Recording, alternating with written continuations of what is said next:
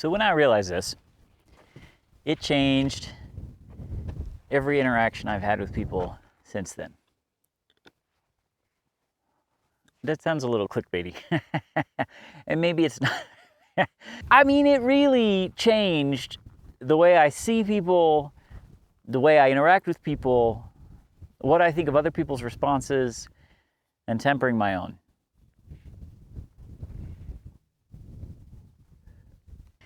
Everybody sees life through a defensive and insecure lens. I don't know why I'm pantomiming. Everybody sees life. But it's true. Everybody sees life through a defensive and insecure lens. We're all worried about how we're going to look to everyone around us, and what people are going to think about us, and what people are going to think about why we're doing whatever we're doing, right? And it shows up in our interactions. If you look for it, you will see it as well. For example, benign example, I don't know how many times this has happened with me and my wife. She might say something to me like, hey, the next time you use this pot or frying pan, can you put it away in this cupboard? I'd really like it to go here next to the stove.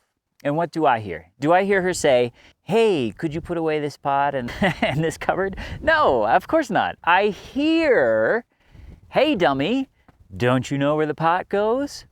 Why aren't you smart enough to put it where it belongs? Is that what she said? Absolutely not. Is that what she meant? No. Is that what I heard? You bet. What do I say in return? Do I say, oh, for sure?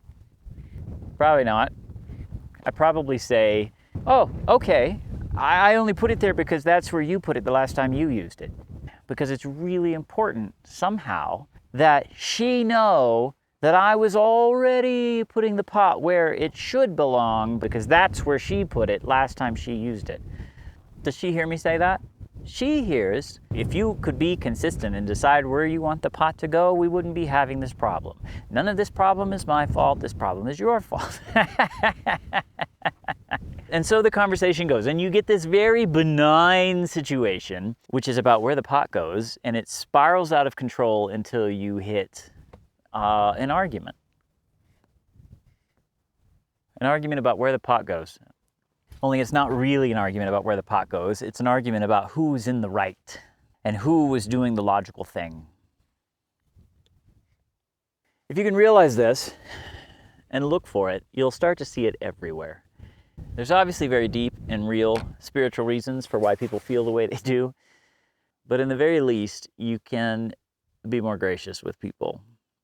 I think you're going to see it everywhere.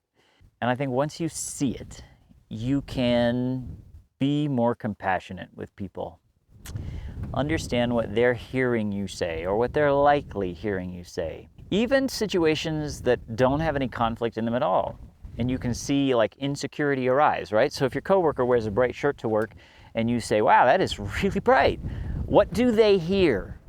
Now, if they've got a fair amount of self-confidence and you guys have a good working relationship, they might hear, hey, bold move on the bright shirt. But there's a good chance, and you know this, you can see it already, you can picture it. They're going to be like, oh, is it too bright? I wondered if it was too bright. I wasn't sure. I was kind of on the fence. It's probably too bright. And then you have to say, no, it's not too bright. It looks good. Because everybody's measuring up. Well, how do I measure up? How do I measure up? Which, of course, stems from the knowledge that we don't measure up in the eyes of God. It's a small thing. But knowing this can really go a long way in promoting good interactions with people. That's my thought for today. Do with it what you will.